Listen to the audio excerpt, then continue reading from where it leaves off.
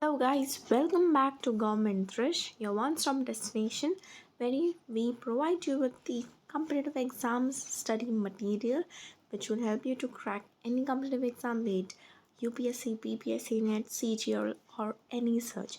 And we have started the Lucent series, and today is part 13 where we will be discussing about the Tughlaq Dynasty of the Delhi Sultanate. We have discussed such many important empires, dynasties in our last series parts. You can check that out. And this is Asian History Lucent series, general knowledge. And we will be also coming up with the Indian history as well. So stay tuned with us. And this is our part 13. And in this video, you will get the information regarding the Tughlaq dynasty which existed, and all the minute information which will given to you, which will help you to frame questions and also know the concept better. So let's get started.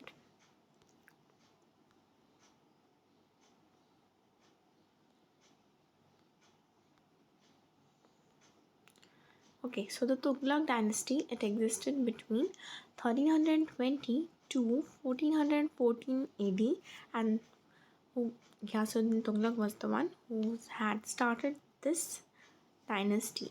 Khusro Khan, he was the last king of the Khilji dynasty, and who killed him? He was killed by Qasim Malik. He had ascended the throne, he took over the throne, and he was also known as, or he got the title of Ghiyasuddin Tughlaq. But he died in an accident, and then his son Jona, that was Ulugh Khan, he succeeded him under the title Muhammad bin Tughlaq. Then Prince Jana of Ghiyasuddin Tughlaq ascended the throne. Okay, so this was many. He also introduced many administrative reforms, but some of them were very debatable also. Like first, we have the taxation in the Doab, where he had made one of the ill financial experiment, where in the Doab region. And where was this Doab region? It was between the Ganges and the Yamuna. And what he did, he here not only increased the rate of taxation, that was he didn't only increase the tax prices, but he also created some additional, that is seizes. And what happened, the share of the state was same as it was in the time of Alauddin Khilji, and now the prices were also fixed artificially for covering the produce into money, and this led to the increase of 20-fold, which had amounted to the ghari or house tax and charahi or pasture tax. He also created a new department of agriculture, which was Diwani Koli, and the main object of this department, like you can see, the main aim was to bring more land under cultivation by giving direct help to the peasants. Then we have the transfer of capital. This was one of the most controversial step which was taken by the Muhammad bin Tughlaq. What he did, he transferred the capital from the Delhi to Devagiri. Now Devagiri was a base where he could have expanded the Turkish rule in South India, and also had Sultan wanted to make Devagiri second capital so that he might be, also have the ability to control the South India better. His main target was South India, for which he had moved his capital. And then Devagiri's name was also changed, and it was named Daulatabad. Now what happened after a couple of years, Muhammad bin Tughlaq now decided to abandon Daulatabad, that is Devagiri, and he found that he could not control South India from Delhi, and then when he shifted to other place, he could not control the North India from Daulatabad. So it was a major problem. Then introduction of token currency. Muhammad bin Tughlaq, he also decided to introduce many bronze coins which had the same value of the silver coins. Now he has been successful, if you could stop people from the forging, like making duplicated ones of the new coins, but he was not successful in that. And then new coins began to be greatly devalued in markets, and then what he finally did, he had finally then withdrawn the broken currency as there was too much forgery going on. and then he also promised to exchange the silver pieces for bronze coins. Now, proposed Khosran expedition, he also had a universal conquest vision.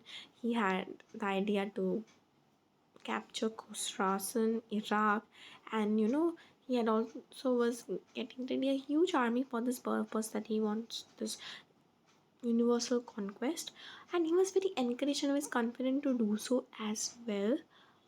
As you know There were Khusrani nobles which were present in his court, and they were the ones who had encouraged him that yes, you should have a conquest over the Khorasan. But there was also instability in Khorasan, as there was one of the unpopular rule of Abu Said. But this project was also abandoned. These are some of the projects that was abandoned and which was quite debatable. Then we have Karachal expedition. This was launched in Karaw Hills, that was in Himalayas. It had the basic idea to counter the Chinese incursions, but it also appears that this expedition was directed against some refractory tribes that was in Kumaon Garhwal region. With they also had the object of bringing Delhi Sultanate under their rule. Their first attack was success, but then rainy season set in and the invaders suffered terribly. This was his main five projects, which were very much debatable, questionable, and had led to revolts. His last days spent in checking the revolts. There were these many total revolts, and this was the important years. What happened first? Madurai became independent. Then there was the foundation of the Vijayanagar kingdom, that is Harihar, Bukka, Varangal became independent. There was revolts of Sada Amir's foundation of Brahmani in 1347. And then when he died in Tata. That was while campaigning in Sindh against Taghi, that was a Turkish slave. Now Firoz Shah Tughlaq, he was the cousin of Muhammad bin Tughlaq, and what happened after his death, the nobles and the theologians, they selected Firoz Shah as the next sultan. So Firoz Shah Tughlaq, he succeeded Muhammad bin Tughlaq. Now what happened after his accession? He faced same the problem, or there was breakup of Delhi Sultanate. Then he adopted the policy where he tried to appease the nobles, like they used to please the nobles, the army, theologians, and his authority over only such areas which could be easily administered from the Delhi, or you can say the center. And then also he made no attempts to capture or reassert the South India and Deccan. He decreed that whenever a noble died, his son should be allowed to succeed to his position, including his ikta. If he had no sons, his son-in-law, and in his absence, his slaves were to be succeed. This was the new policy to please the nobles. He also extended the principle of hereditary to the army. Soldiers were allowed to rest in peace and to send in their place their son. Okay. In place of the soldiers, they could send in their sons, and the soldiers were not paid in cash but in assignments on land revenue of villages. That was Vazeha. This was a noble technique of payment that led to many abuses again. Then he also tried to win over the theologians, proclaiming that he was a true Muslim king and the state under him was truly Islamic. He tried to preach Islam. He tried to show his support for Islam to please the theologians. Now, in order to satisfy them, a number of them were appointed to higher offices. He also tried to ban practices with Orthodox theologians considered as non-Islamic, and he also prohibited the practice of Muslim women going out to worship at graves or saints. This was some of the steps which he had took to stop the Orthodox theologians. Then it was also during this time that during the Firoz Shah Tughlaq's reign that jizya became a separate tax, but it also what happened that it was more debatable as he refused to exempt brahmanas from payment of jizya, since this was not provided for in Shariat. Then there was a new system of taxation that, according to Quran, there was four kinds of taxes that were sanctioned by the Quran. It was kharaj, zakat, jizya, and khams. Kharaj was the land tax. Please look into the meaning or the what does the taxes mean or what was their essentials. And then we have which was equal to 1/10 of the produce of the land. Then zakat was 2% tax on property. Jizya was levied to non-Muslims, and khams was 1/5 of the booty captured during the war. Now, what happened in order to engage agriculture, he also paid a lot of attention to irrigation. He repaired a number of canals and imposed the water tax, that is Hasil Shur for Hakeshwarab. He was a great builder. He had built the cities of Fatehabad, Hisar, Jaunpur, Firozabad. Then the two pillars of Ashoka from Topra and other from Meerut were brought. Then also established a hospital described as Darul Shifa. And there was also a new department of Diwani Khairat that was just set up to make provisions for the marriage of poor girls. Another step which he took, both economic and political in nature, he ordered his officials that whenever they attacked a place, they should select handsome and well-born young boys and send them to the Sultan as slaves. This rule was marked by peace and tranquility, and the credit goes to his prime minister, that is Khan Makbul, and he died in 1388. After Firoz Shah Tughlaq, the Tughlaq dynasty could not survive. After his death, the Gujarat, Malwa, Sharqi, that was Jaunpur kingdoms, were broken away from the Sultanate. Then comes Timur's invasions, who was a Turkish chief, and he was a cruel conqueror from the Mongolia, and he was also the descendant of Genghis Khan. Please remember, who was the descendant of Genghis Khan, and when did he invade India in this reign? During the Muhammad Shah Tughlaq, the last ruler of Tughlaq Dynasty. Now, Timur's army, he mercilessly sacked, plundered Delhi, literally destroyed Delhi, and then he returned to Central Asia, leaving a nominee named Khizr Khan, who was the heir to just rule Punjab. And then also, what happened in 1404? He died while he was on his way to China. Then comes the Sayyid dynasty. Just a second. First was Khizr Khan. He was Timur's nominee who had captured Delhi and was proclaimed as the new Sultan. He was the first of the Sayyid dynasty which ruled over Delhi and surrounding district. Then came Mubarak Shah. He also succeeded Khizr Khan at the throne, and he was the one who had carried out his successful expeditions, that was Mewatis, Kathiars, and then Gangetic Doab. He was killed by the nobles. Then came Muhammad Shah. What happened? The nobles put Muhammad Shah on the throne, but he could not survive in fighting among the nobles in the court, so he was authorized to rule India, Margharia. Then Alam Shah, he was the last Sayyid king and also the descendant in favor of Bahlol, Lodi, and retired. Then came the Lodi dynasty. First was Bahlol Lodi, who was one of the Afghan Sardars. He established himself in Punjab after the invasion of Timur. He founded the Lodi dynasty.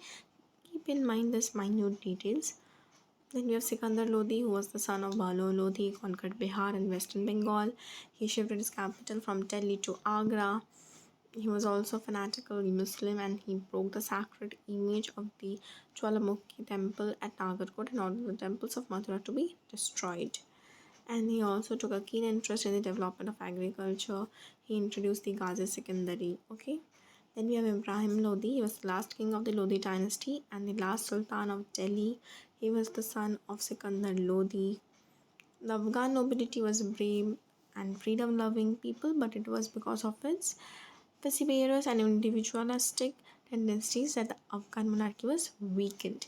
Okay, they were very individualistic tendency, like they were not tolerant towards other religion. They were very violent towards them. They didn't have that harmony for others. So what happened in the end? Some of the nobles turned against him. At last there was Daulat Khan Lodi, who was the governor of Punjab. He invited Babur to overthrow Ibrahim Lodi, and he accepted the offer and inflicted a crushing defeat on Ibrahim Lodi. That was in the first battle of Panipat in 1526. Remember that date, remember the people involved. Then Ibrahim Lodi was killed and it ended the Delhi Sultanate. So what were the causes of decline? That was despotic and military type of government which did not have the confidence of the people. There was no democracy. It was just a military form where they showcased the military expertise. Degeneration of Delhi Sultan. There was wild projects of Muhammad bin Tughlaq, incompetence of Firoz Shah Tughlaq. There was war of succession as there was no fixed law for succession. Then there was greed and incompetency among the nobles. There was defective military organization, vastness of empire like Delhi, Deccan. There was no formal control, financial instability. The number of slaves increased to 1,80,000 for Shah's Tughlaq time, which was a burden on the treasury. And there was lastly invasion of Timur. So this marked the decline of Delhi Sultanate. In our next series, we will start up with a new topic. Till then, stay tuned and frame questions out of this note, and remember that all the highlighted parts are very important. You need to know minute details as it can come in any form. So go get ready and apply for your competitive exams and crack it with the easiest way possible. We'll come back again, so keep watching us and keep supporting us, and do not forget to like, share and subscribe our channel as well.